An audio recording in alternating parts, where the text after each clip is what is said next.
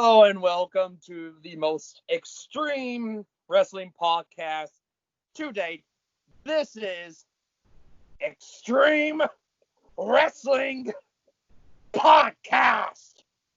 I am your host, Ryan Arnold, joined as always by James, and today, no special guest. Yes, maybe next week. But today, it's just me and James. And before we get into the news and opinions and stuff like that, I wanted to briefly mention about someone who recently passed away.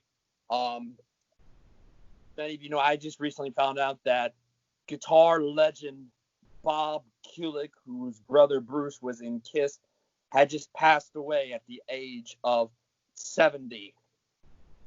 He is well known for being in not just Kiss as well as he played guitar on their Alive 2, on the studio tracks for Alive 2, as well as doing other stuff, including, as I just happened to find out, help produce and help make Triple H's Time to Play the Game theme song, as well as playing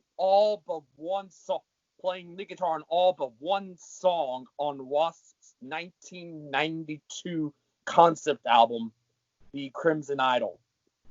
We here at not just the Extreme Wrestling Podcast, but my main channel, Damaged Inc. Network, would like to send our condolences to Bruce Kulick and the rest of the Kulick family during this difficult time.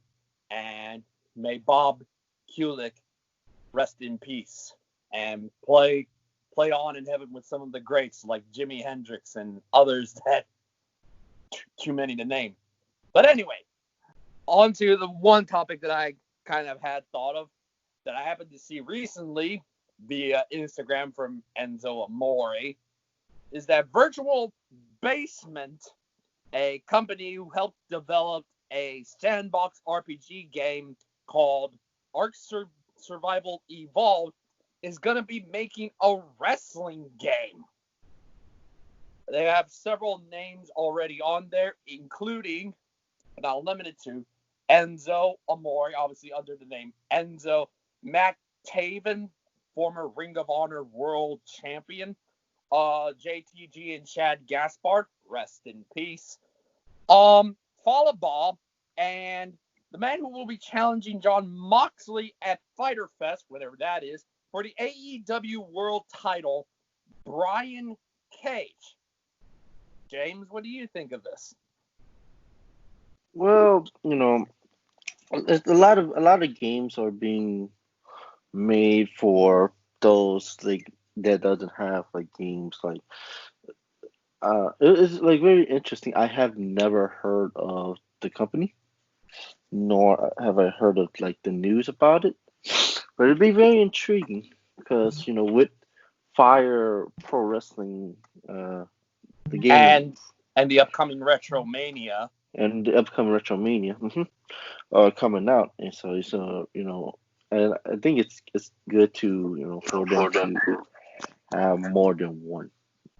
Yeah, and this is kind of unlike those games, it's more of a 3D based wrestling game similar to the 2K series that WWE is doing.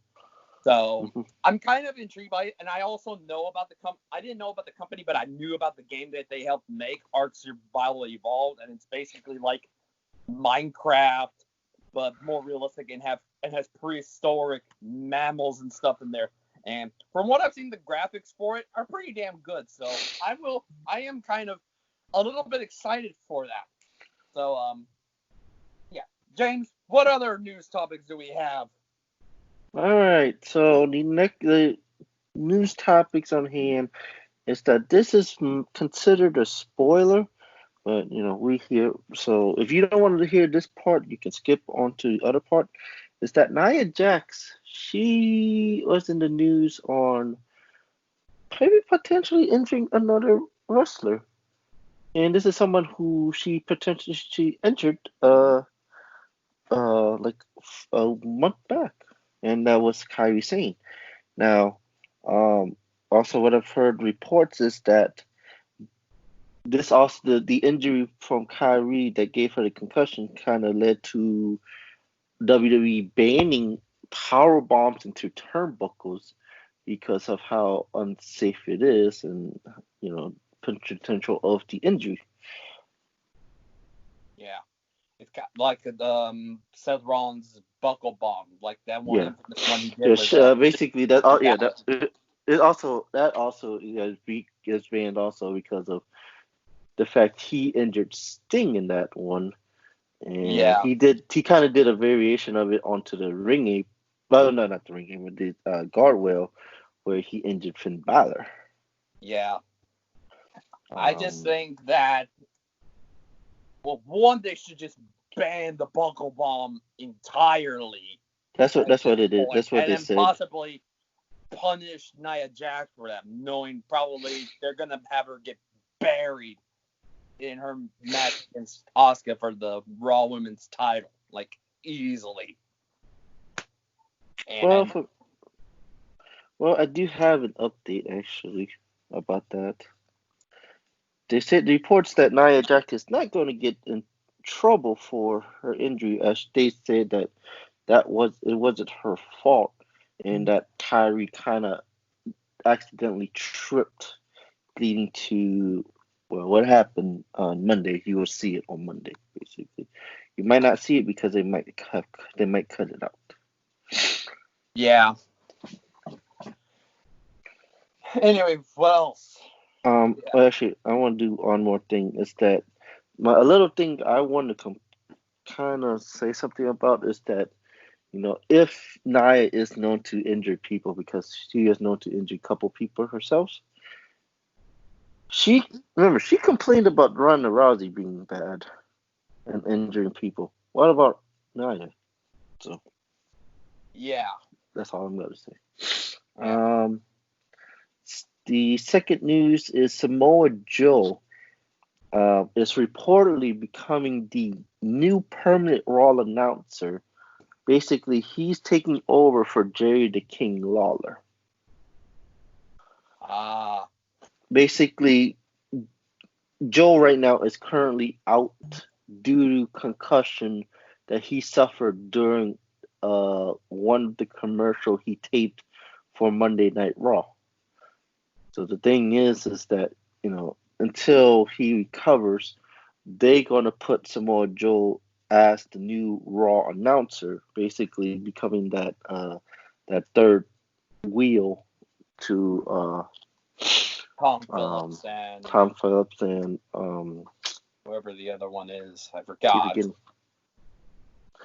The former announcer that everybody hates. Byron Saxton. Byron Saxton. Yeah, I don't know who really is. Byron Saxton.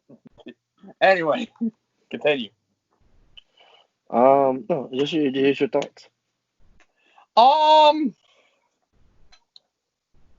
I have been thinking about that a while and thought, why couldn't they make sure? Because when he arrived, wasn't he? He had to be as old as John Cena and some of those other big people from the Ruthless Aggression. He's got to be around that same age range as those guys. So if he is, I'm thinking he should have had 41. He's currently 41 years old. He should have just been one of those guys that should have had like a limited schedule to compete, kind of similar to like Brock Lesnar and John Cena and all those other guys from the Ruthless Aggression era. You can't have him at his age. He's getting the injuries are getting to him and stuff like that. So I think they should have just done something with having wrestle a limited schedule, so that they wrestle only the pay-per-view matches or something like Brock Lesnar or something like that.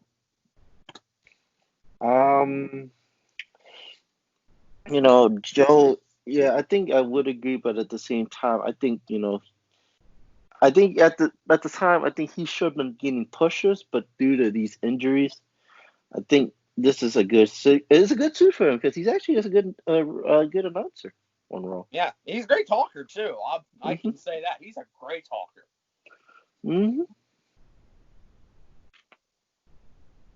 And if he comes back, he could get a push, but At the same time, are they gonna let him wrestle and do commentary?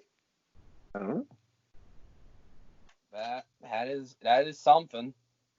Mm-hmm. Last but not least is our weird news of the week. Armando Alejandro Montero. I don't know how to pronounce it correctly. I apologize if I'm butchered up. But he is known as the WWE Stalker. Now, he kind of has issues in the past to where even at one point in time he was shot by an Orange County police officer for repeatedly stalking the WWE Performance Center. And basically, WWE took him to court, and basically, the judge gave him an injunction saying, no, you're not supposed to be around WWE. Well, he was seen the last couple weeks doing some crazy shit, even to the point where he's carrying a cross right across from the WWE Performance Center. Now, that's basically um, going against his injunction, and basically he has to go back to court on June 1st. Thoughts? Don't know who this guy is. Never heard of him, but creepy as fuck. Okay. So I'll give you the insight. He's been known to go onto to the WWE property and do some crazy shit.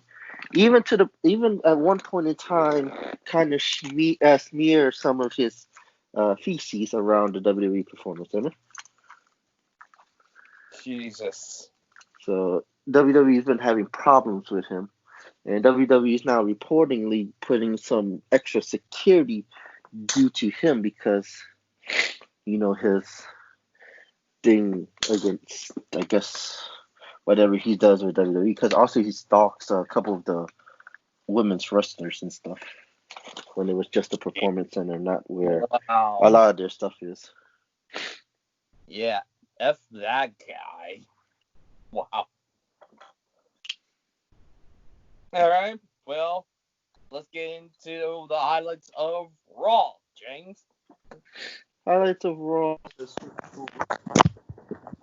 Well, no, actually, we don't go to highlights of Raw first. We go to the highlights of AEW Double or Nothing. Oh, yeah, true. Yeah.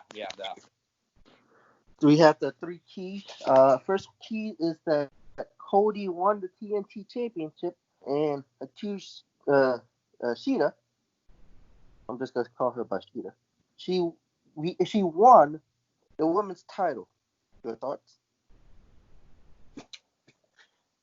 I've recently looked into her, and I think I might have said this last week, but I said that she is money, and they could build the division around her in some ways outside of some of those big name ones. I think in her case, she could potentially be somewhat similar to an Io Shirai or Asuka, who she's had matches with in the past before, Asuka went to WWE and stuff.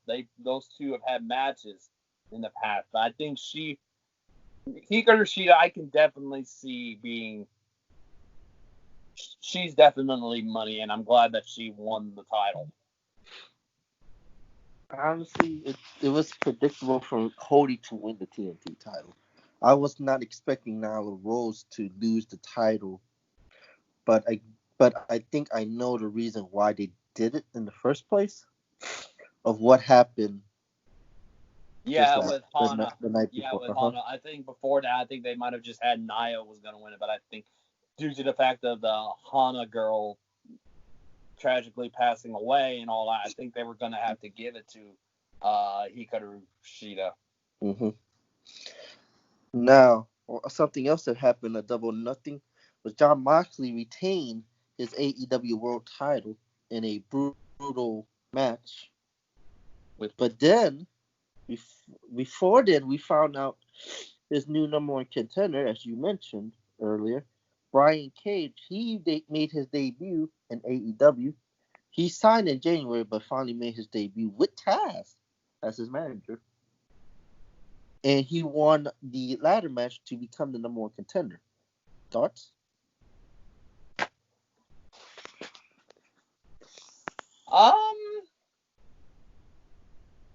I'm kind of excited for this match, but this is kind of like, did Brian Cage really need a shot at the AEW title so damn soon?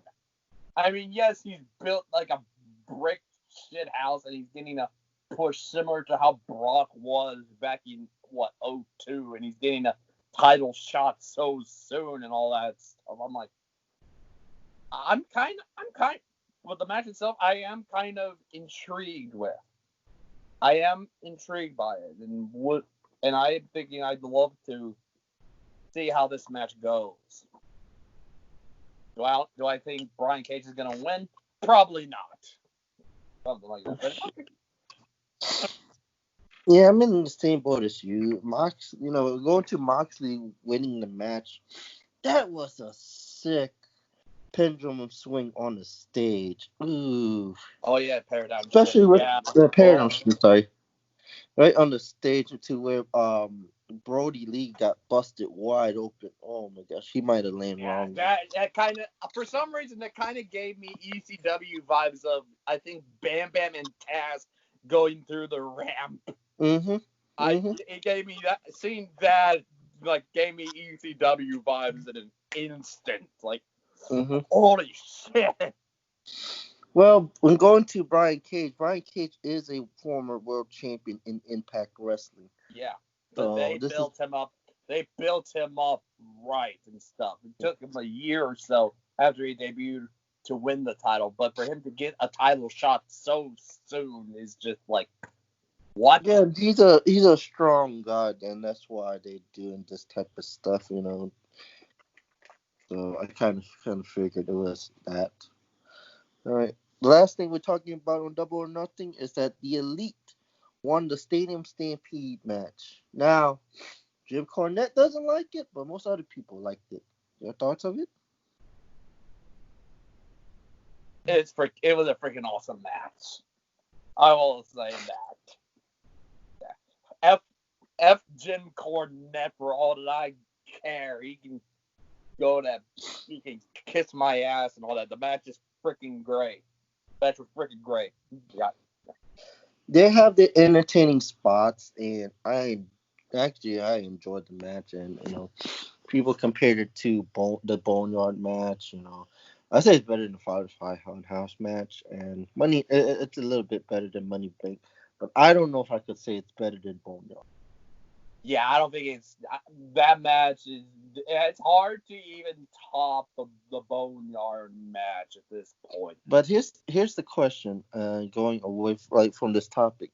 Do you think, going into these types of matches, more cinematic matches, do you think WWE and AEW should continue on doing these matches when there is really no real crowd? Yes. I definitely say yes to that. Because there's so much potential or possibilities and stuff. Like before, people thinking of Sting versus Taker. In a regular match, it wouldn't work. But in like a cinematic style match, I think in that case, it could work. And even a match like, say, Undertaker versus Abyss.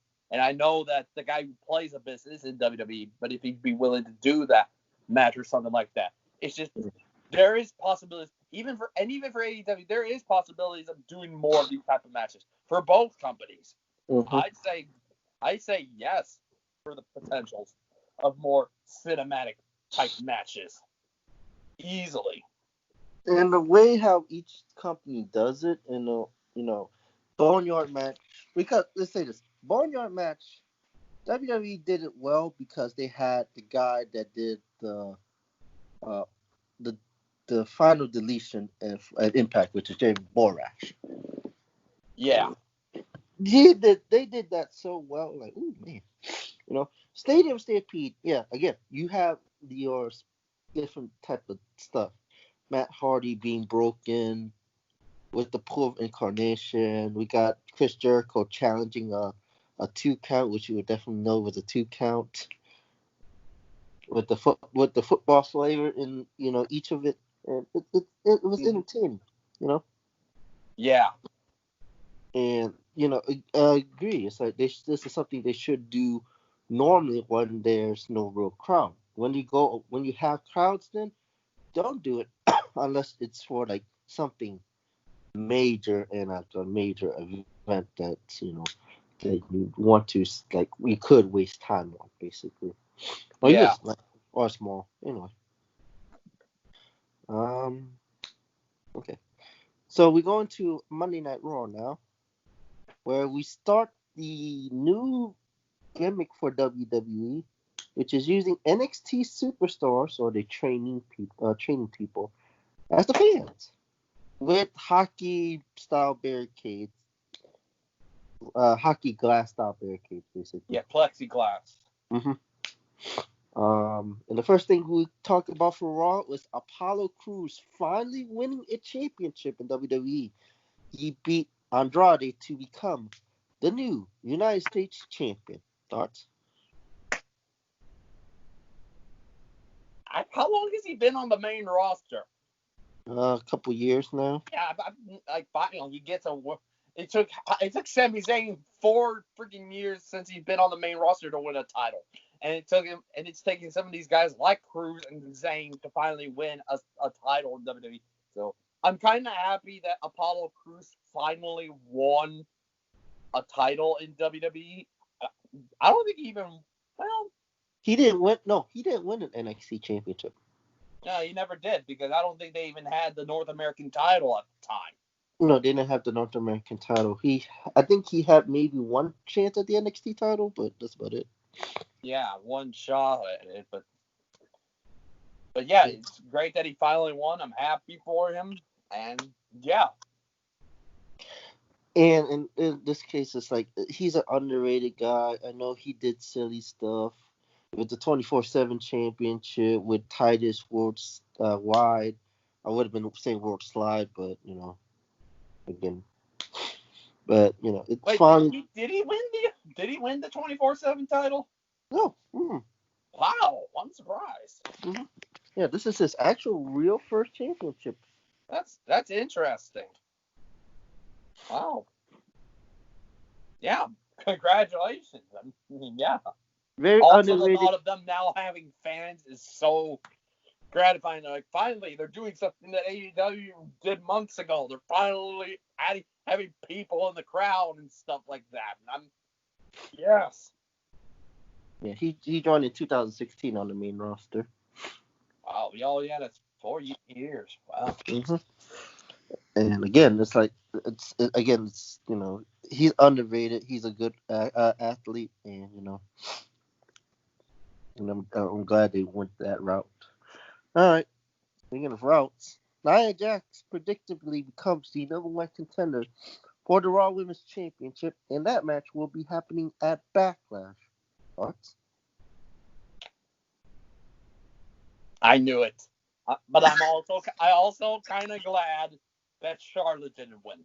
I am pretty glad that she didn't win that match, and I'll be like, oh my god, if she wins that match, she's gonna bury Asuka and all that stuff. But I'm glad she didn't.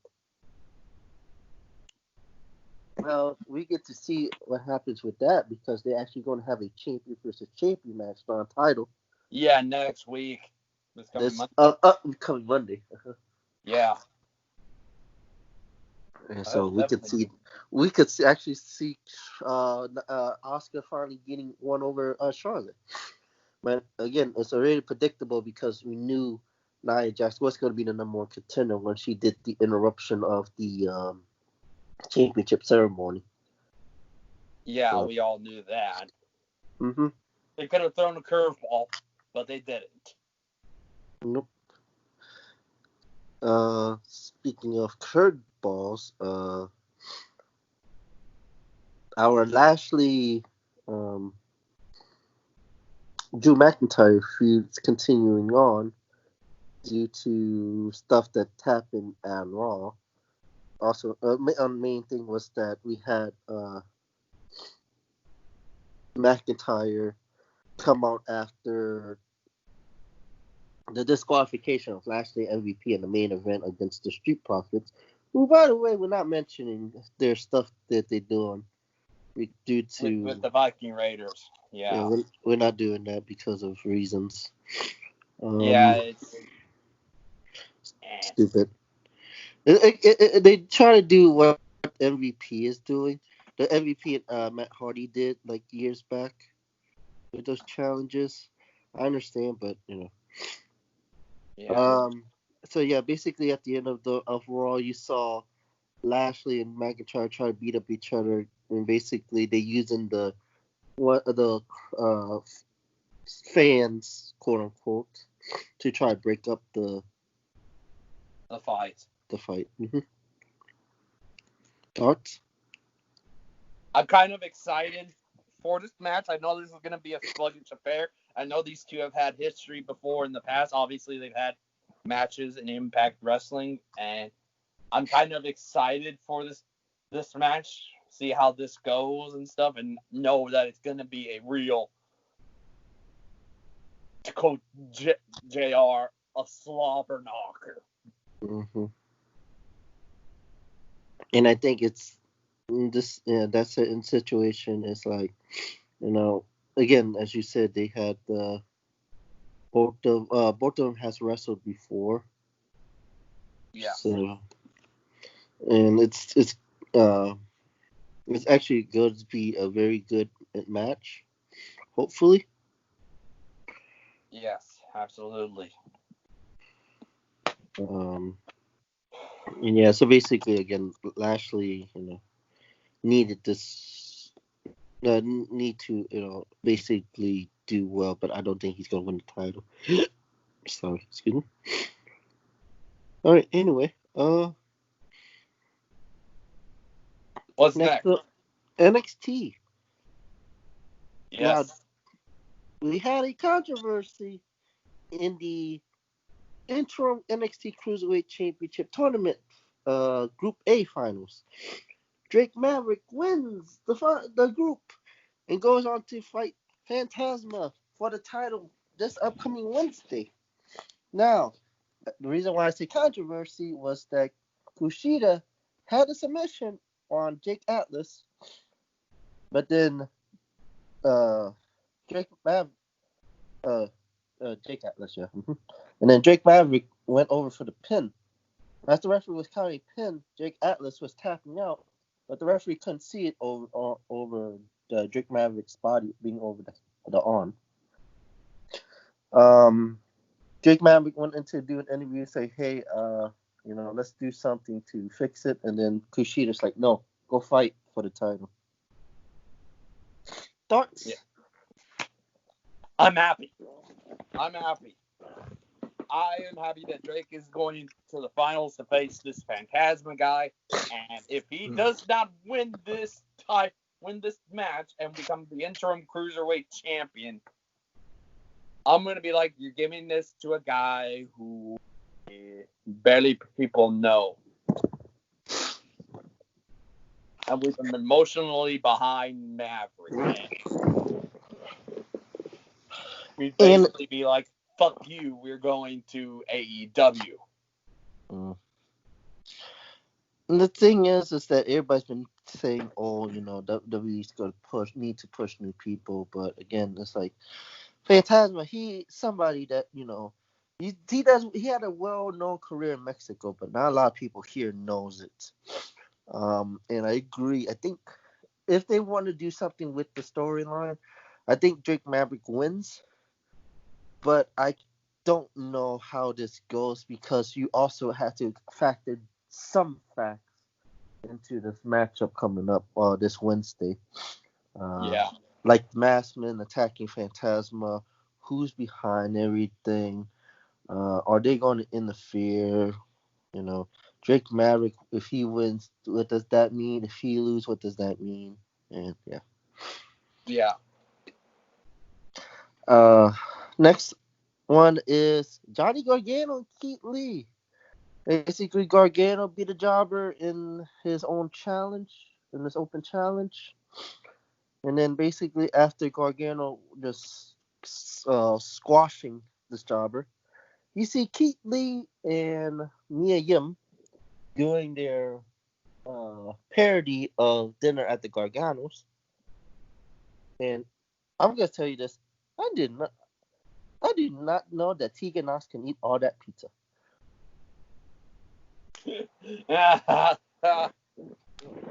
But basically, this led up to Keith Lee challenging Gargano at In Your House Takeover. Takeover In Your House, whatever you want to call it. If you want to switch it, you can, because it both fit in a way. And this is going to be for the North American Championship. Thoughts on it? I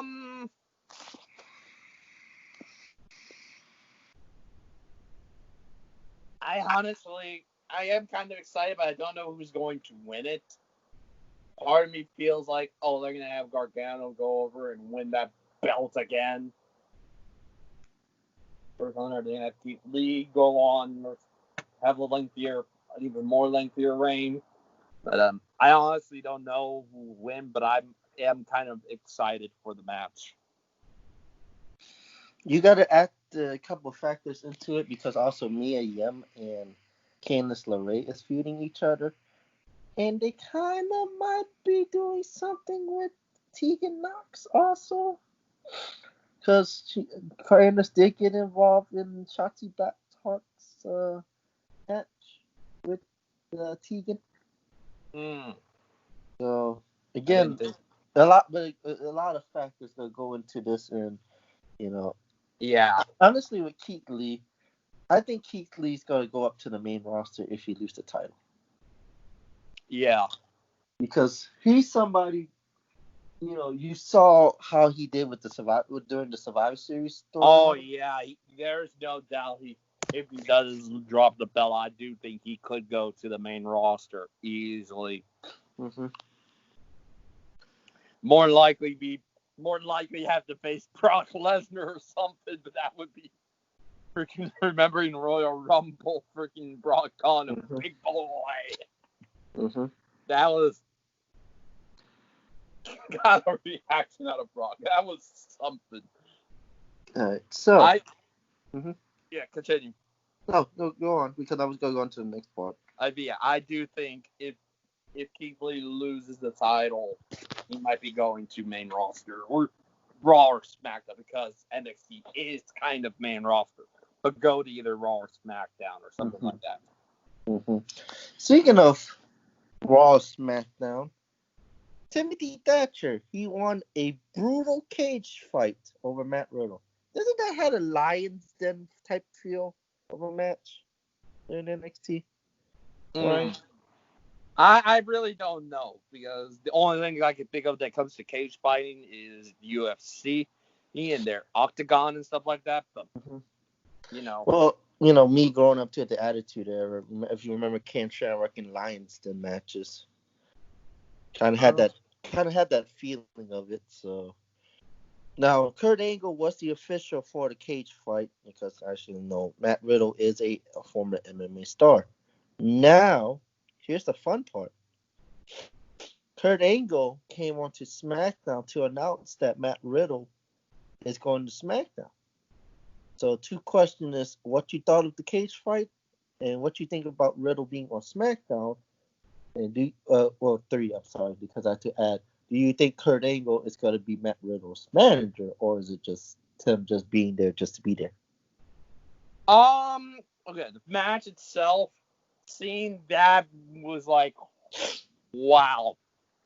And that was kind of a success, and thinking to myself, I immediately thought to myself, if this is a success, then I can see a match like this between Brock Lesnar and Bobby Lashley, like, easily. Like, them having a wrestling match would just be boring as shit. But them in a cage fight, I think it's much more possible that those two in a cage fight type environment would make more sense. And I was hoping someone was going to do something like that, and I'm glad that NXT came through with that and made it something fantastic and great and stuff like that. Mm-hmm. And as far as Matt Riddle is on SmackDown is concerned, I don't know what's gonna happen. You know. I think he's somebody that the crowd can't support because he's that calm, cool, collected guy. And again, he's also another part that NXT type of raid that they did on SmackDown and Raw. So Yeah, it was him and Keith Lee attacking Sami Shane. Zayn. Mm-hmm. And again, it's like he could be somebody. I'm really surprised at Kurt Angle. What I've heard is that Kurt Angle hasn't signed a new deal, so I think it's just Angle just announcing just because he was there in that cage fight. Yeah. So, but the match overall, man, that was interesting. Now it went head to head to one of the things we got talked about for AEW. But that was a heck of a fight, and it has that MMA style. I think they kind of overdid it with the blood and the teeth, but that's just me. Yeah. And now we go into AEW Dynamite, which is now sponsored by HBO Max. Sign up if you have HBO Max, if you have it through your cable company. Yeah, we just. Cheap plug. I'm sorry, we're not supposed to do that. Anyway, Yeah, cheap plug. Anyway, first thing we're talking about is the debut of FTR. You don't know what FTR Yes. is? We don't know Formerly known as the the Revival. Revival. Yep. So basically, the Young Bucks basically won a match with Matt Hardy over Private Party and Joey Janela, and then basically Butcher and Blade attacked the Young Bucks, and all of a sudden there was this old classic truck, sorry. Yeah, and in it were what are they? Cash Wheeler and Dax Harwood, aka Yep. Dash Wilder or formerly known as Dash Wilder and Scott Dawson, coming out and saving the Young Bucks, beating up the Butcher and the Blade, and hitting him with two moves, including the Shatter Machine at the end. Now, basically, both of them were fighting each other, but FTR did leave out of the ring before any physicality was done. Yeah. Do you think this will lead to a match at whenever this Fighter Fest be? Do I see it as a Fighter Fest type of match? No. I think this is more of this is a type of match that should be on a bigger pay-per-view than on a Fighter Fest for damn sure. So on an all-out pay-per-view in September. Yeah, basically. Okay. Yeah, I agree, but I think they're not. I don't know how this is. Are they a face or they heel? I don't know. It looks like they were faces just to save Young Bucks, and they'd be heels later on. I don't know. Again. Yeah. This is a match that everybody wanted to see. Yeah, all because Cody ended up saying at one point, "Fuck the Revival." Speaking of Cody came out with the TNT Championship and basically says he's going to defend the TNT Championship every week in an open challenge.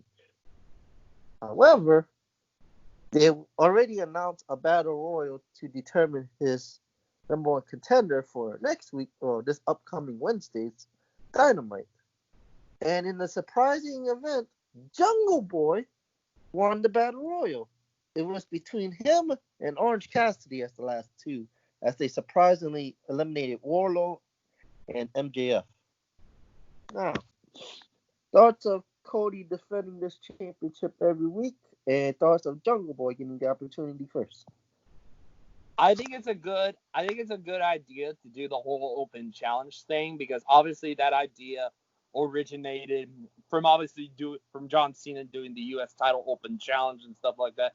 and pretty much introducing and all that stuff and having open challenge and everybody coming out and having a shot, getting kind of their 10, 15 minutes of fame and stuff like that.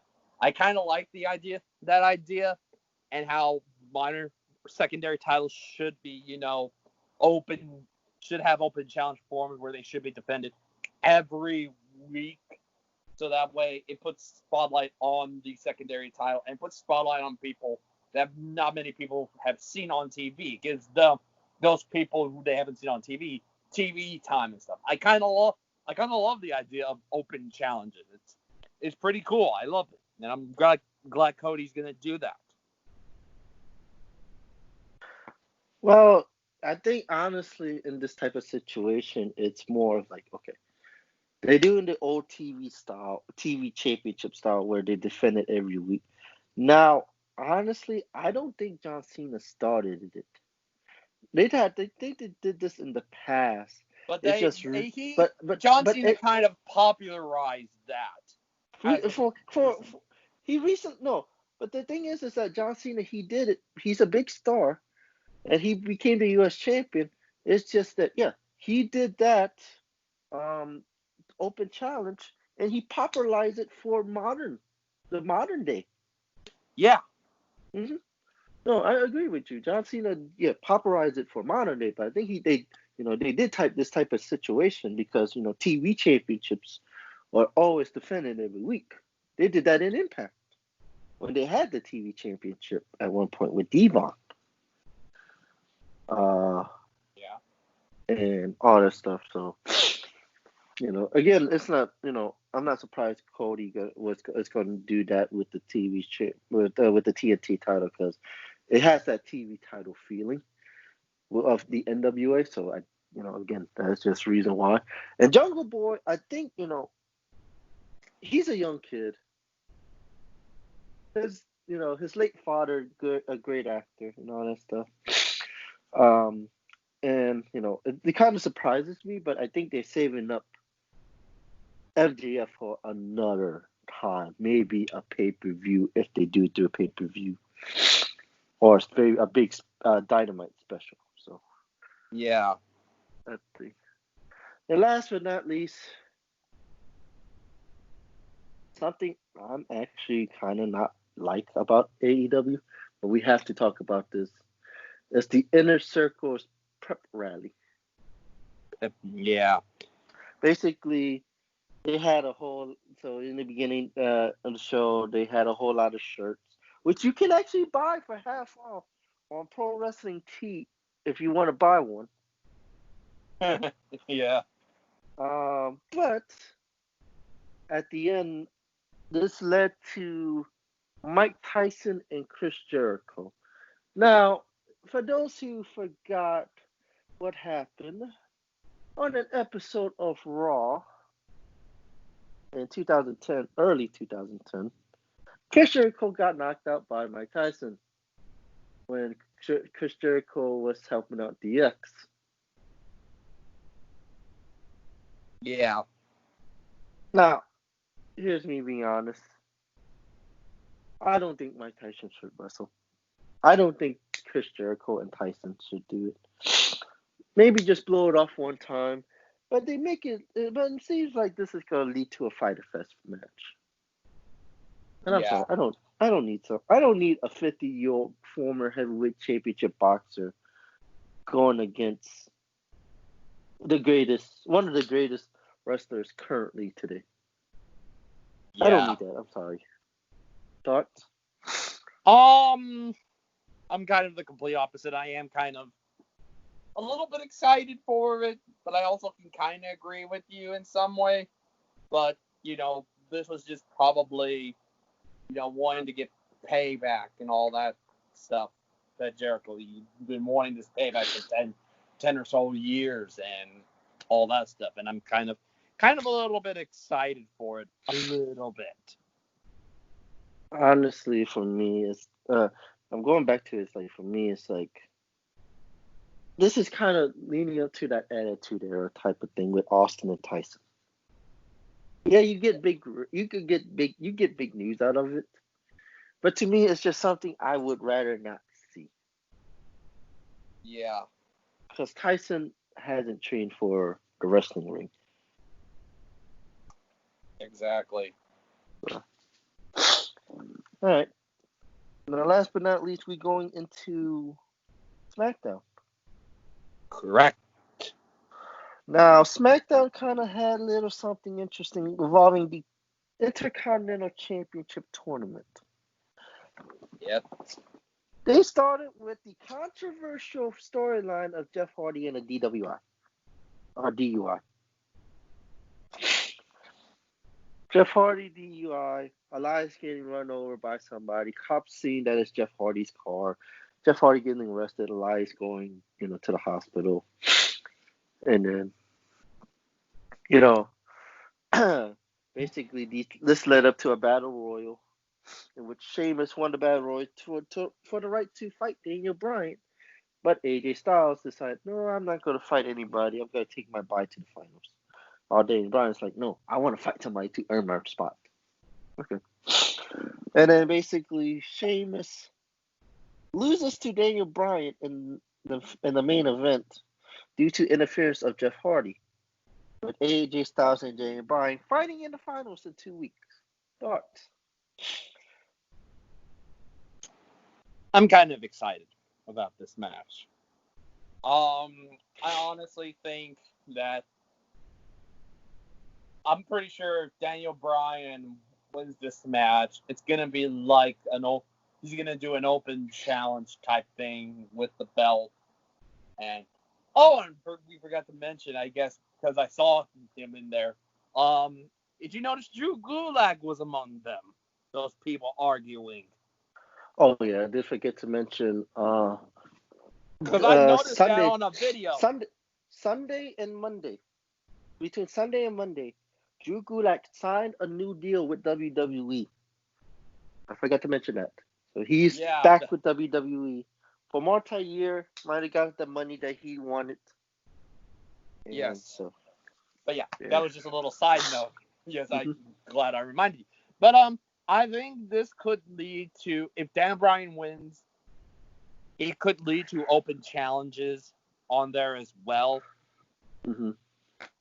I'd be excited to see those, see the title defended every week and all that stuff.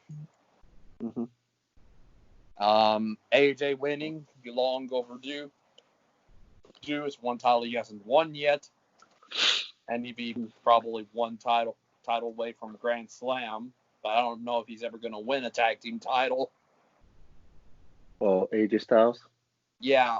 I don't know if they're even counting him having the title they were defending. I'm pretty sure the Good Brother, I'm pretty sure when he was with Gallows and Anderson, they weren't defending it under the Freebird rule. I would think he wasn't defended under the Freebird rule or anything like that. So I'm pretty sure he might have to win it his own way or something. But I think that would be, either way, one of those two winning it would be pretty cool.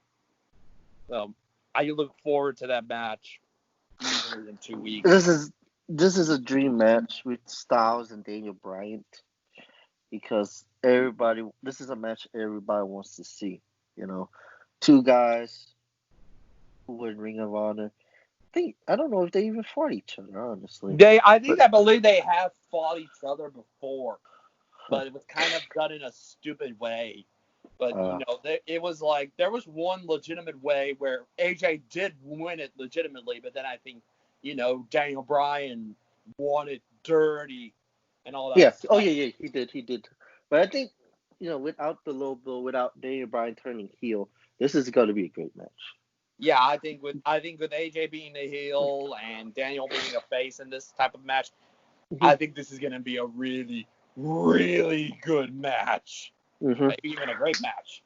And then I think I've heard reports that this was taped already, and it was good. But anyway, going into the Jeff Hardy DUI, Matt Hardy and Ruby Hardy kind of went on Twitter like criticizing WWE's reasoning of doing that. Ruby Hardy, which is Matt Hardy's wife, wanted to throw out the TV while Matt Hardy was saying, "Oh, this is why I enjoy working with Tony Khan and AEW on Wednesday nights." Yeah, I understand how stupid it is, but I think that was just the reason to get both Elias out of the tournament and Jeff Hardy out of the tournament, and continue on the feud with Jeff Hardy and Sheamus, as you could see, because Jeff Hardy did beat up Sheamus at the end of the show. Yeah. Mm-hmm. Now, second thing we gotta talk about is Sasha Banks beating up Alexa Bliss due to some shenanigans with Bayley and Nikki Cross. Now, unfortunately, that is one of Lance's buddies over there. Yep.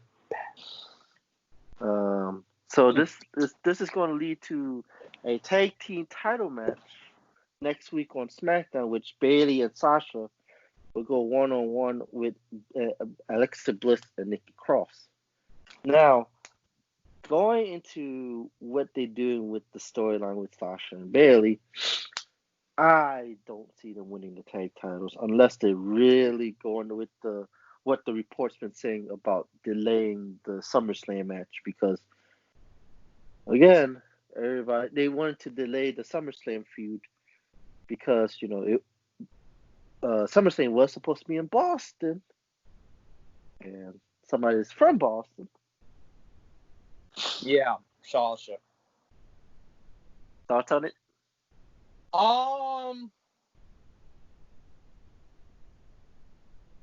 No, I got no thoughts on this. I'm just like, nah. Yeah, just because we keep beating the dead horse of Bayley and Sasha feud, that the tension between those two. And again, I'm gonna say this: Bliss and Cross is gonna retain the championship. Yeah. Anyway, last but not least, I couldn't think of anything else to talk about. I could have talked about Sonya Deville, but I decided not to, and actually talk about Shorty G actually winning a match. He was one of those that came back in the Battle Royal and eliminated Cesaro. And then obviously during all of that, he got a match with Cesaro and got a roll-up win on him.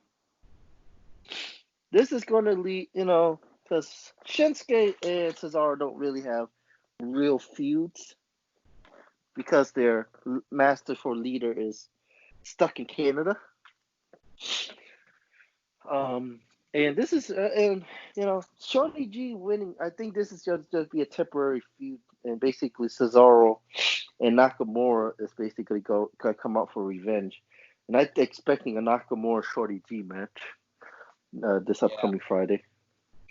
Yeah, I agree with that. Any last thoughts before we end the show?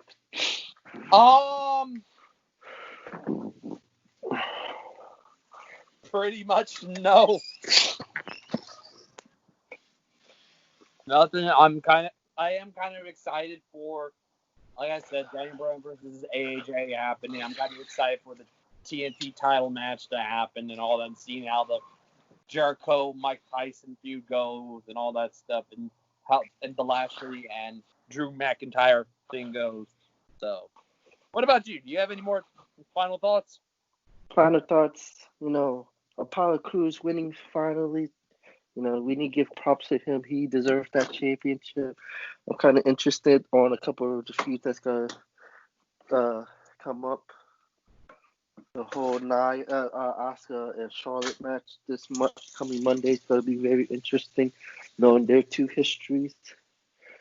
And again, I'm somebody who's opposite of the Mike Tyson Chris Jericho feud. I understand where they're going with, but I just don't like it.